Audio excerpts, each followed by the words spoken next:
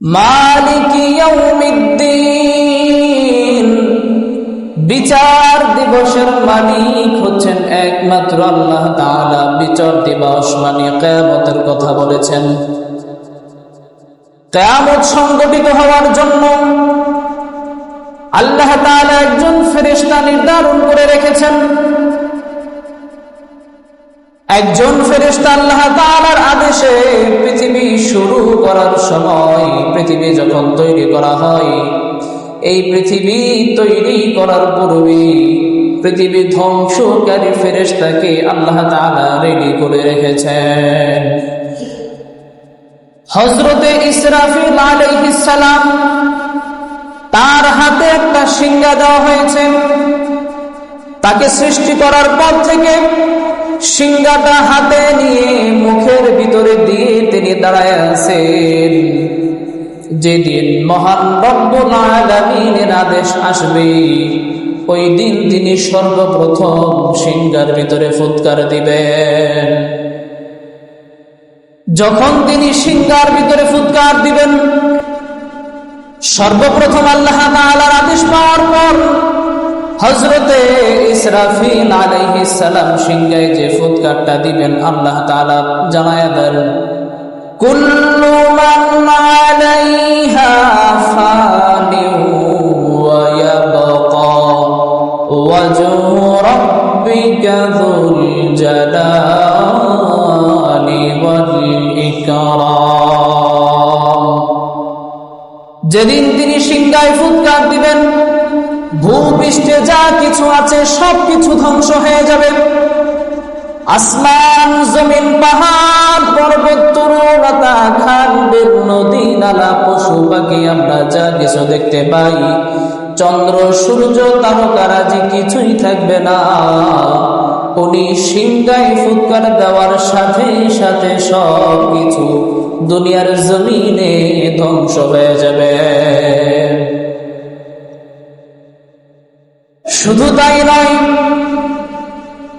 আল্লাহ তাআলা বলেন, ইযা যুলজিলাতিল আরদু জিলজালাহা ওয়া আখরাজাতিল আরদু আসকালাহা। যেদিন শিঙ্গায় ফুৎকার দেওয়া হবে, পৃথিবীর জমিনে কম্পন তৈরি হয়ে যাবে, জালজালা তৈরি হয়ে যাবে, ভূমিকম্প তৈরি হয়ে যাবে। এই পৃথিবীর জমিন থরথর করে কাঁপতে থাকবে। পৃথিবীর মানুষগুলো সেদিন অবাক হয়ে যাবে। শিঙ্গায় ফুৎকার দেওয়ার সাথে সাথে আল্লাহ তাআলা বলেন, ইয়াউমা ইয়াকুনুন নাসু কাল ফারাশিল মাবথুস ওয়া তাকুনুল জিবালু কাল আইনিল মানফুস। সেদিন মানুষগুলো পতঙ্গের ন্যায়, কীট পতঙ্গের ন্যায়, পোকা মাকড়ের ন্যায় ছোটাছুটি শুরু করে দিবে। পৃথিবীতে যখন কিয়ামত শুরু হয়ে যাবে, সব কিছু একে একে ধ্বংস হতে শুরু করবে। জমিনের ভিতরে জালজালা তৈরি হয়ে যাবে। ওই দিন মানুষগুলো পতঙ্গের ন্যায় ছোটাছুটি শুরু করে দিবেন। ওয়া তাকুনুল জিবালু কাল আইনিল মানফুস। আল্লাহ তাআলা বলেন, বান্দারে, সেই দিন পাহাড়গুলো তুলার ন্যায়, ছোট ছোট তুলার ন্যায় যেমনি ভাবে তুলা বাতাসে উঠতে থাকে, এত বড় বড় পাহাড় সেদিন তুলার ন্যায় আকাশে উঠতে থাকবে, বাতাসে উঠতে থাকবে। সুবহানাল্লাহ। এত বড় বড় পর্বতমালা পৃথিবীর জমিনে, পাহাড়কে তৈরি করা হয়েছে প্যারাক হিসাবে। একটু চিন্তা করেন, যখন পাহাড়গুলো তুলার ন্যায় উঠতে থাকবে, তখন পৃথিবীর অবস্থা কেমন তৈরি হয়ে যাবে। আপনি যখন দরজা লাগানোর জন্য দরজার ভিতরে প্যারাক বসান, ওই প্যারাকটা যদি উঠায় ফেলান, তাহলে দরজা কি সোজা থাকবে? দরজা সোজা থাকবে না। দরজা যেমনি ভাবে হেলে পড়ে যাবে, পাহাড়গুলো যখন তুলার ন্যায় উঠতে থাকবে পৃথিবীর জমিনে, তখন কম্পন তৈরি হয়ে যাবে, পৃথিবী থরথর করে কাঁপতে শুরু করে দিবে। وأخرجت الأرض أثقالها, পৃথিবী তার ভার ছেড়ে দিবে। অর্থাৎ পৃথিবীর জমিনে যত সম্পদ লুকায়িত আছে, যত গুপ্তধন এই পৃথিবীর জমিনে আছে, সোনা দানা হীরা মুক্তা যা কিছু পৃথিবীর জমিনে আছে, সেদিন সব কিছু পৃথিবী উপরের দিকে উঠায়া দিবে। সুবহানাল্লাহ। মানুষ সেদিন অবাক হয়ে যাবে। وقال الإنسان ما لها يومئذ تحدث أخبارها, মানুষগুলো সেদিন অবাক হয়ে যাবে আর পৃথিবীকে ডাক দিয়ে বলবেন, হে জমিন, কি হলো রে তোমার, কি হয়ে গেল? কেন তুমি এত দামি দামি সম্পদগুলো বের করে দিচ্ছ? যেই সম্পদের জন্য ভাই ভাইকে হত্যা করেছে, যেই সম্পদের জন্য ভাই বোনকে তার হক থেকে বঞ্চিত করেছে, যেই সম্পদের জন্য পাড়া প্রতিবেশীর হক নষ্ট করেছে, মানুষ মানুষকে হত্যা করেছে, খুন ঘুণ জিনা ব্যভিচার করেছে, ক্ষমতা পাওয়ার জন্য মানুষকে হত্যা করেছে, এই সম্পদগুলো তুমি কেন এইভাবে বের করে দিচ্ছ? কেন তুমি এইভাবে বের করে দিচ্ছ? সেদিন মানুষ অবাক হয়ে যাবে। ওয়াকালাল ইনসানু মা লাহা, মানুষ বলবে, হে জমিন, কি হলো তোমার? কেন তুমি এত দামি দামি সম্পদগুলো বের করে দিচ্ছ?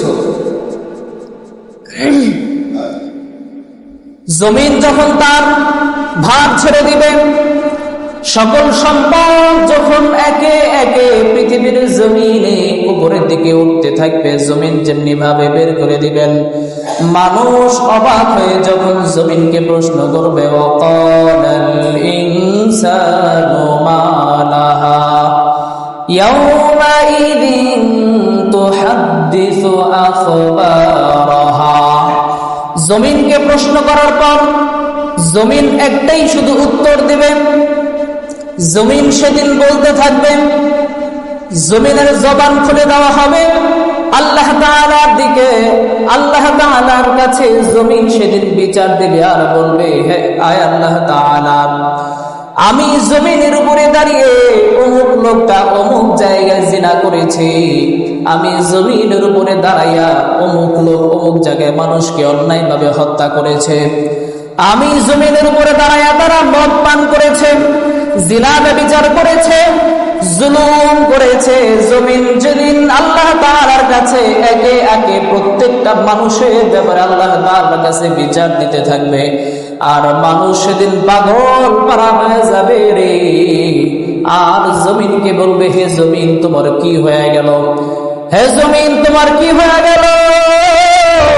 কেন তুমি আজকে আমাদের বিরুদ্ধে সাক্ষী দাও?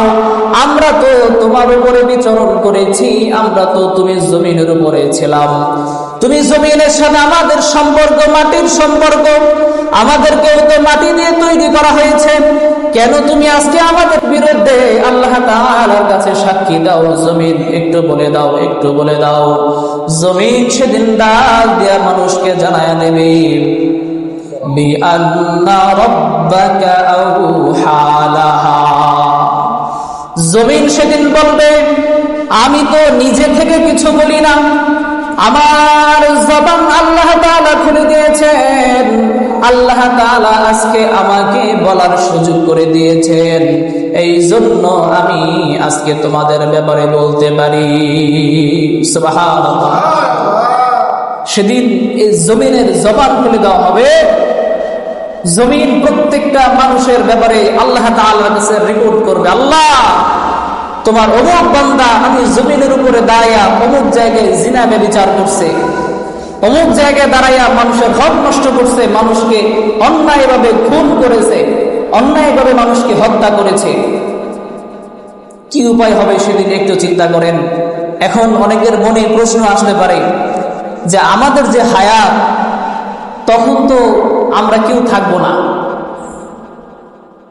আমরা তো মরে যাব, আমরা তো তখন কেউ থাকবো না, জমিন যদি এই বিচার দেয় আমরা তো হয়তো বা কেউ দেখবো না। এরকম প্রশ্ন মনের ভিতরে আসতে পারে কি পারে না? যখন কিয়ামত সংঘটিত হয়ে যাবে, ইসরাফিল আলাইহিস সালাম যখন সিংহায় ফুৎকার দিবেন, সিংহায় ফুৎকার দেওয়ার পূর্বে আল্লাহ পাক রব্বুল আলামিন মালাকুল মউতকে তার নিকটে ডাক দিবেন আর জিজ্ঞেস করবে, হে মালাকুল মউত, পৃথিবীর জমিনে যত প্রাণীকুল আমি সৃষ্টি করেছি, সকল প্রাণীকুলের সকলের জান তুমি মালাকুল মউত কবজ করে নাও। এই পৃথিবীতে যত মানুষ থাকবে সকল মানুষের জান কবজ করে নেওয়া হবে, যত জিন আছে সকল জিনের জান কবজ করে নেওয়া হবে, যত পশু পাখি যা কিছু আমরা দেখতে পাই সবার জান কবজ করে নেওয়া হবে। এমনকি যত ফেরেশতা রয়েছে সকল ফেরেশতার জান কিয়ামতের পূর্বে কবজ করে নেওয়া হবে।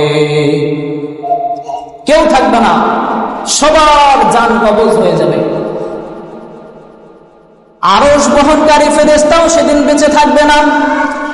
আল্লাহ তাআলা মালাকুল মউতকে ডাক দিয়া বলবেন, হে মালাকুল মউত, বলো তো দেখি কে কে পৃথিবীর জমিনে, কে কে গোটা জগতের মধ্যে এখন পর্যন্ত জীবিত আছে। সেদিন মালাকুল মউত আল্লাহর সামনে দাঁড়ায়া বলবে, আমি মালাকুল মউত বেঁচে আছি, আমার ভাই হযরতে জিবরিল বেঁচে আছে, হযরতে মিকাইল বেঁচে আছে, যার সিংহার ফুৎকারে পৃথিবী ধ্বংস হয়ে গেছে সেই ইসরাফিল এখন পর্যন্ত জীবিত আছে। মালাকুল মউতকে আল্লাহ তাআলা বলবে, যাও তাদের জান কবজ করে নাও। সেদিন হযরতে জিবরিল আলাইহিস সালামের জান কবজ করে নেওয়া হবে, ইসরাফিল আলাইহিস সালামের জান কবজ করে নেওয়া হবে, মিকাইল আলাইহিস সালামের জান সেদিন কবজ করে নেওয়া হবে, যার সিংহার ফুৎকারে পৃথিবীর জমিন ধ্বংস হয়ে গেছে তার জান সেদিন আল্লাহ তাআলা কবজ করে নেবেন। কেউ থাকবে না, কেউ সেদিন জীবিত থাকবে না। এবার যখন সকলের জান কবজ করা শেষ, মালাকুল মউত এসে আল্লাহ তাআলার সামনে হাজির হবে। আল্লাহ তাআলা জিজ্ঞেস করবে, হে মালাকুল মউত, আর কে পৃথিবীর জমিনে জীবিত আছে? মালাকুল মউত বলবে, আল্লাহ তাআলা কেউ নাই, সকল ইনসান মানুষের হায়াত শেষ, জিনের জান কবজ করা শেষ, সকল ফেরেশতাদের জান কবজ করা শেষ, একমাত্র আমি মালাকুল মউত আপনার সামনে উপস্থিত আছি। সেদিন আল্লাহ তাআলা মালাকুল মউতকে বলবে যে, হে মালাকুল মউত, আমি আল্লাহর কথা ছিল এই পৃথিবীতে এই জগতের মধ্যে যাদের অন্তরে যাদের প্রাণ আছে সকল প্রাণীকে মৃত্যুর স্বাদ গ্রহণ করতে হবে। আল্লাহ তাআলা বলেন, কুল্লু নাফসিন যায়িকাতুল মাউত। এই পৃথিবীতে গোটা জগতের মধ্যে যত মানুষকে, যত জিনকে, যত ফেরেশতাকে আল্লাহ তাআলা হায়াত দিয়েছেন, জীবন দিয়েছেন, সকল জীবনকেই মরণের স্বাদ গ্রহণ করতে হবে। মালাকুল মউতকে বলবে আল্লাহ তাআলা, এখন তো তোমাকে মরতে হবে। মালাকুল মউত সেদিন আল্লাহ তাআলার কাছে বলবে, আয় আল্লাহ তাআলা, ইয়া রাব্বাল আলামিন, আমি মালাকুল মউতকেও কি মরতে হবে? আমি তো মানুষের জান কবজ করেছি, আমি তো ফেরেশতাদের জান কবজ করেছি, আমি তো গোটা জাহানের সকলের জান মালাকুল মউত আমি কবজ করেছি, আজকের এই দিনে কি আমাকেও মরতে হবে? আল্লাহ তাআলা সেদিন বলবে, তোমাকেও মরতে হবে, যেহেতু আমি আল্লাহ বলেছি সকল প্রাণীকে মৃত্যুর স্বাদ গ্রহণ করতে হবে।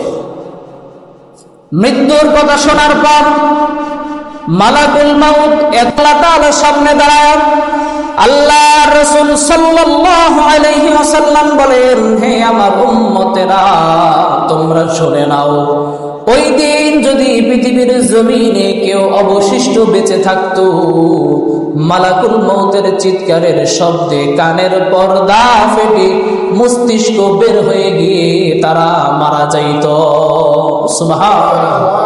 কত জোরে চিৎকার দিবে, তার চিৎকারের আওয়াজ এত কঠিন আর ভয়ঙ্কর শোনা যাবে যে মালাকুল মউতের আলাদাভাবে এসে কারো জান কবজ করতে হতো না, তার চিৎকারের আওয়াজে অটোমেটিকলি মানুষ মারা যেত। কত ভয়ঙ্কর চিৎকার হবে একটু চিন্তা করেন।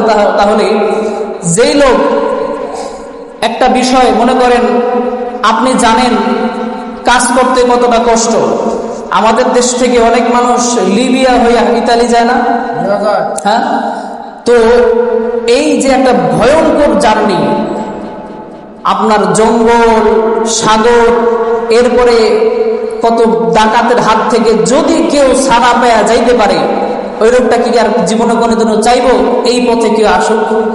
আজ পর্যন্ত যতগুলা লিবিয়া থেকে যারা ইতালি গেছে, যতগুলো মানুষের সাথে আমার কথা হয়েছে, যতগুলো মানুষ সম্পর্কে নিউজ পড়েছি, সবাই একটা কথা বলছে যে আমার মতো ভুল যেন কেউ না করে।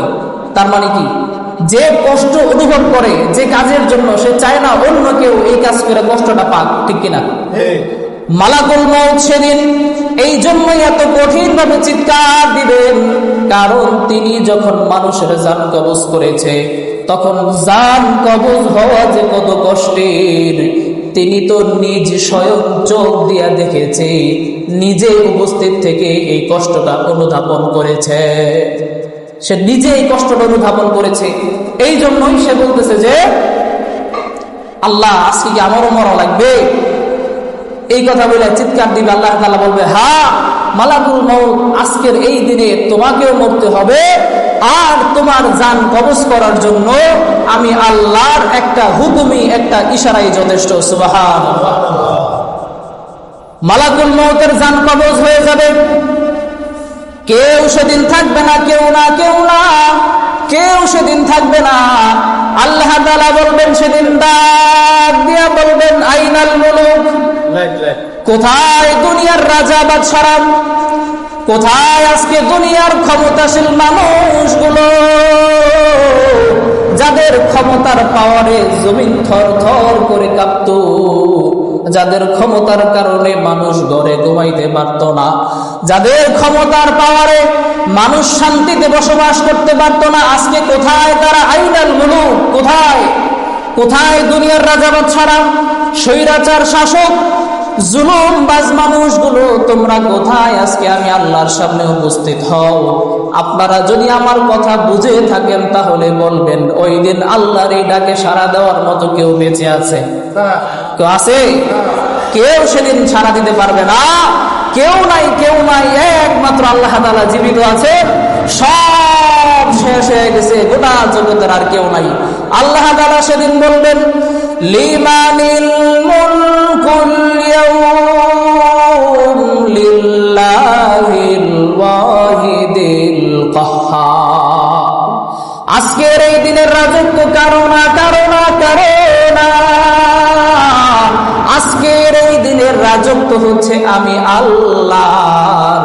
আজকের এই দিনের রাজা, বিচারক, বাদশাহ আমি আল্লাহ। আজকে আমার নাম হলো কাহ্হার।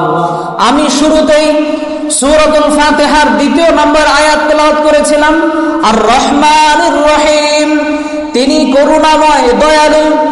যে আল্লাহ তাআলা এত করুণাময়, যে আল্লাহ তাআলা এত দয়ালু, সেই আল্লাহ সেদিন ডাক দিয়া বলবে, বান্দা আজকে আমার নাম হলো কাহ্হার। আজকে আমি হচ্ছি সবচেয়ে করুণময়, রাগান্বিতময়। আল্লাহ তাআলার অন্তরে সেদিন কোনো দয়া, মায়া, মোহাব্বত থাকবে না। আল্লাহ পাক রব্বুল আলামিন সবাইকে তার প্রাপ্য হিসাব নিকাশ সেদিন বুঝায় দিবে।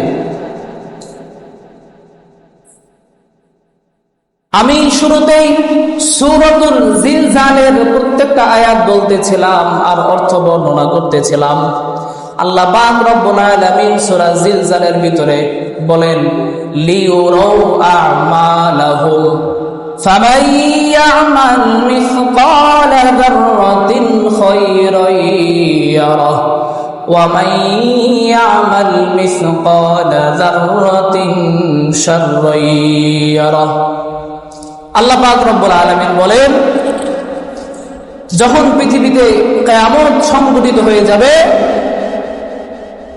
মানুষগুলো সবাই কবর ছেদ করে উঠে দাঁড়ায় যাবে, উলঙ্গ অবস্থায় কিয়ামতের ময়দানের দিকে ছুটতে থাকবে লিউরাউ আমালাহুম, সেদিন তাদের আমল নামার কৃতকর্মের ফল তাদেরকে দিয়ে দেওয়া হবে। ফামাই আমাল মিসকালা যাররাতিন খায়রান ইয়ারাহ, কেউ যদি এক জাররা পরিমাণে, এক বিন্দু পরিমাণে নেক কাজ করে, ভালো কাজ করে, এক জাররা পরিমাণে ভালো কাজ করার ফল তাদেরকে দিয়ে দেওয়া হবে।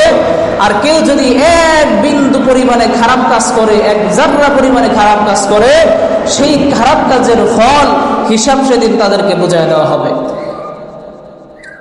এক জাররা কাকে বলা হয়?